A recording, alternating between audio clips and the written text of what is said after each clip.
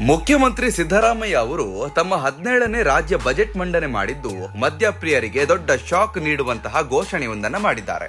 ಹೆಚ್ಚು ಆಲ್ಕೋಹಾಲ್ ಪ್ರಮಾಣ ಹೊಂದಿರುವ ಮದ್ಯದ ದರಗಳು ಏರಿಕೆಯಾಗಲಿದೆ ಎಂದು ಬಜೆಟ್ನಲ್ಲಿ ತಿಳಿಸಲಾಗಿದೆ.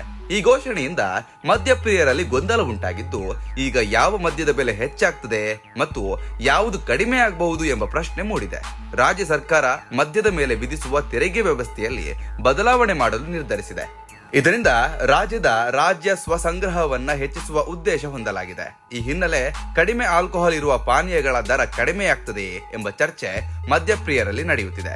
ಬಜೆಟ್ ಘೋಷಣೆಯ ಪ್ರಕಾರ 2026ರ ಏಪ್ರಿಲ್ ತಿಂಗಳಿನಲ್ಲಿ ಪಾನೀಯದಲ್ಲಿ ಇರುವ ಆಲ್ಕೋಹಾಲ್ ಪ್ರಮಾಣವನ್ನ ಆಧಾರದಲ್ಲಿ ತೆಗೆದುಕೊಂಡು ಅಬಕಾರಿ ಸುಂಕ ವ್ಯವಸ್ಥೆಯನ್ನ ಜಾರಿಗೆ ತರಲು ಸರ್ಕಾರ ತೀರ್ಮಾನಿಸಿದೆ.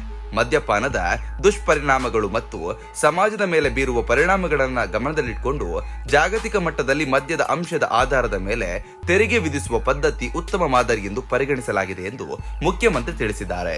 ಈ ಹೊಸ ಕ್ರಮದ ಮೂಲಕ ಮದ್ಯದಲ್ಲಿರುವ ಆಲ್ಕೋಹಾಲ್ ಪ್ರಮಾಣವನ್ನು ಆಧರಿಸಿ ತೆರಿಗೆ ವಿಧಿಸಲಾಗುತ್ತದೆ.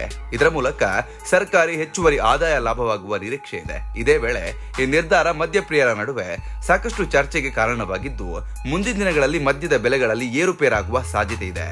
ನಿಮ್ ಪ್ರಕಾರ ಈ ಬಜೆಟ್ ಪ್ಲಾನ್ ಹೇಗಿದೆ ಅನ್ನೋದನ್ನ ದಯವಿಟ್ಟು ಕಮೆಂಟ್ ಮೂಲಕ ತಿಳಿಸಿ. ಧನ್ಯವಾದಗಳು.